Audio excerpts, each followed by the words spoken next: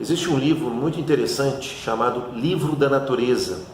Foi escrito por um médico, Dr. Fritz Kahn. E no início do livro ele traz uma gravura que simboliza uma mensagem, um pensamento que é muito importante para que a gente possa elaborar aqui a nossa reflexão sobre o diálogo e os desafios das relações interpessoais.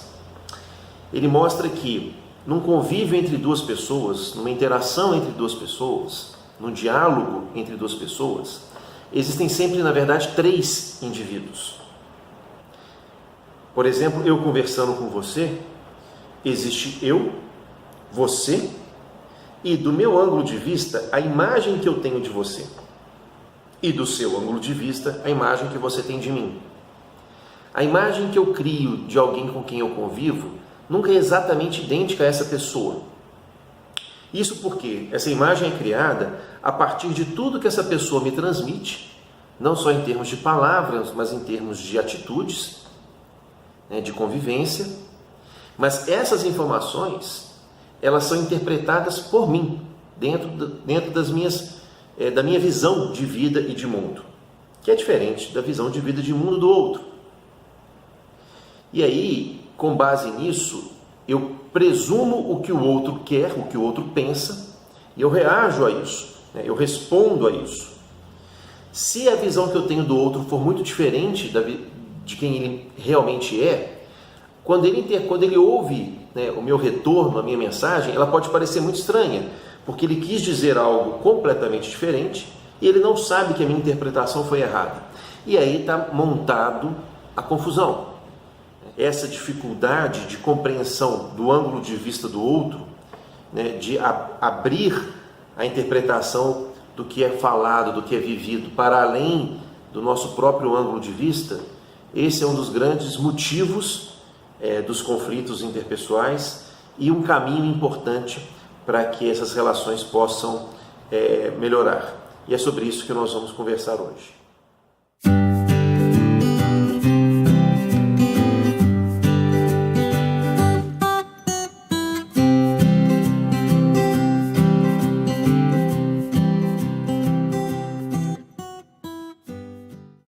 Nenhum ser humano é feliz sozinho.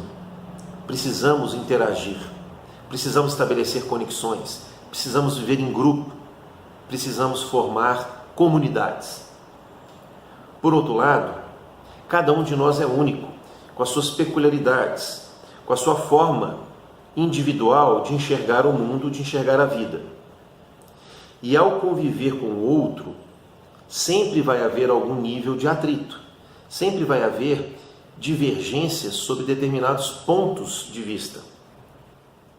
E aí a importância do exercício de se alinhar, de se adequar, de se respeitar, de se tolerar o diferente, é fundamental para que a gente consiga vivenciar essa experiência do convívio social, para que a gente não sinta isolado, para que a gente não sinta solidão. Qual que é o limite dessa tolerância? São seus princípios. Eu não sou capaz de conviver, por exemplo, com uma pessoa que pregue o racismo.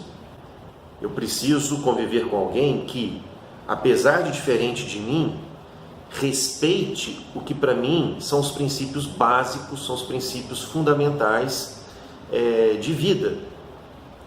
Dentro desse limite, eu posso, por exemplo, torcer para um time de futebol e conviver com uma pessoa que torce pelo outro time, entendendo o papel que o futebol tem na vida de um indivíduo, não maximizando esse papel. E aí a gente vai se adaptando ao outro, percebendo que todo processo de relação exige algum grau de doação. Mas talvez uma das grandes armadilhas nesse processo é a mensagem que eu trouxe no início do vídeo. Imagina duas pessoas conversando, imagina eu conversando com você. E aí eu tenho uma vontade intrínseca, o meu sentimento sincero é o de te ajudar. Eu quero o seu bem, verdadeiramente eu quero o seu bem. E eu percebo que você precisa fazer mais atividade física. Você está muito sedentário. Então eu te falo uma mensagem, eu te falo uma palavra com esse sentimento puro, sentimento de quem realmente quer te ajudar, quer te ver bem, quer te ver com saúde. Eu falo, você precisa se movimentar mais, você precisa fazer uma ginástica, você está muito sedentário, isso é perigoso. Só que você vai interpretar essa minha mensagem não com o que eu pensei, você não sabe exatamente o que eu pensei.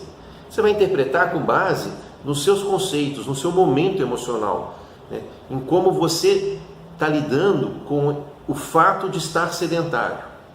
E vamos supor que você se sinta agredido, você entenda que eu estou te criticando, eu estou falando que você é preguiçoso, que você não sai do lugar.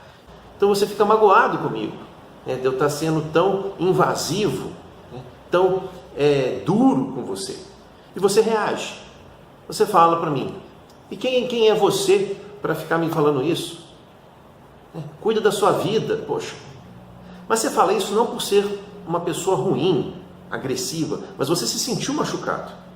Só que eu não consigo imaginar que eu te machuquei, porque eu não imaginei que eu poderia ter te machucado ao falar isso. Na minha visão, eu só fiz algo bom para você, e de repente eu recebo uma resposta dessa. Isso entra num choque muito grande com a imagem que eu estava tendo. Poxa, como é que ele me responde dessa forma, sendo que eu só quero ajudar? Será que eu estou enganado com relação a essa pessoa? É uma pessoa tão mais agressiva do que eu imaginava, e isso me magoa, isso me machuca, você me ofendeu. E aí eu solto outra resposta, e isso acaba gerando uma discussão, sendo que no início a essência era puramente positiva. Essas divergências de ângulo de vista, de ponto de vista, essa falta nossa de exercitar, entender a consequência de cada ato, de cada palavra, para além do nosso ângulo de visão, isso certamente é uma das grandes causas dos conflitos entre as pessoas, dos conflitos conjugais, dos conflitos entre pais e filhos, entre amigos e por aí vai. E aí como é que a gente faz para melhorar esse processo? A gente precisa treinar, exercitar, mudar o ângulo de vista, tentar enxergar a situação de uma outra forma. Como que ele pode interpretar o que eu estou dizendo? Se eu fizer isso e mesmo assim a resposta dele for muito diferente do que eu imaginava, antes de continuar essa cascata, esse círculo vicioso, eu paro e pergunto, peraí, mas por que você disse isso? O que você entendeu do que eu falei? A gente tem que quebrar o processo, a gente tem que buscar entender, a gente tem que alinhar o diálogo, traduzir a mensagem do outro, ter a liberdade de dizer, peraí, você pode ter entendido errado, eu quis dizer isso, o que você entendeu? E aí as pessoas vão se conhecendo melhor, se respeitando melhor e amadurecendo o diálogo. E nunca deixando que o diálogo se transforme em discussão, porque discussão não agrega, discussão é passional, discussão põe para fora as iras e os rancores e normalmente gera muito arrependimento.